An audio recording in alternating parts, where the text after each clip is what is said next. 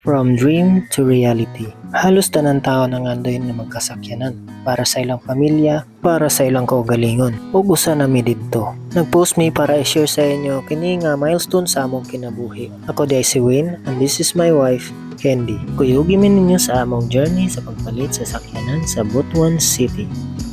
Before we travel to Butuan, namidaan gi-contact na mga car owners para i-check ang ilaha mga unit. And ang among first stop is sa car dealership diri sa Butuan City. Grabe kanindot sa ilang mga unit, sugod sa 2020 pa hangtod 2025.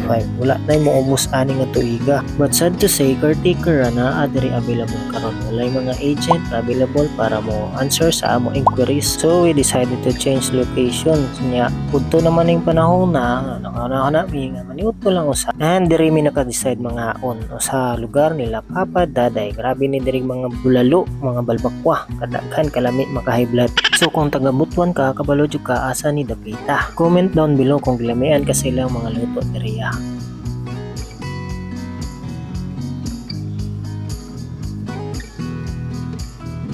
So, fast forward, nidiretso namin diri sa Butuan Joyens Auto Trading Display Center. Actually, daghan nila display din pero mostly sedan. Wala pa kaya sila available nga 7-seater. Mga man to among goal, 7-seater kay para luag-luag ang masakyan sa among mga anak. So, mauto, nidiretso na lang dayan ni sa among meeting area sa Robinson's Place, Butuan City. And the winner is Honda Mobilio 2018 but 2020 acquired. Bank repo ni siya mga guys. Dili pa namo kaya ang brand new. So, montage pasok.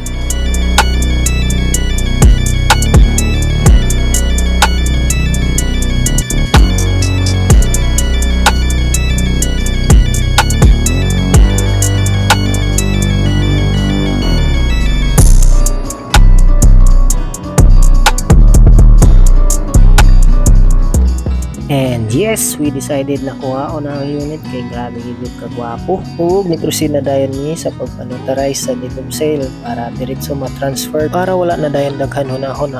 Now, if you're interested, pwede na mo tabangan. So, mauto gipa-check dayon namo ang hangin sa upat kaligid para safe ang biyahe. And we are very satisfied sa among napili. Although na siya minor scratches and dents, pero natural raman na siya sa mga second hand na cars. And grabe ka smooth siya dalahon mga guys. Smooth handling and smooth ride. Happy wife, happy life. So that's all for today. Thank you sa pag-accompany sa amo. Always remember, guwapo ta. Safe drive mga guys.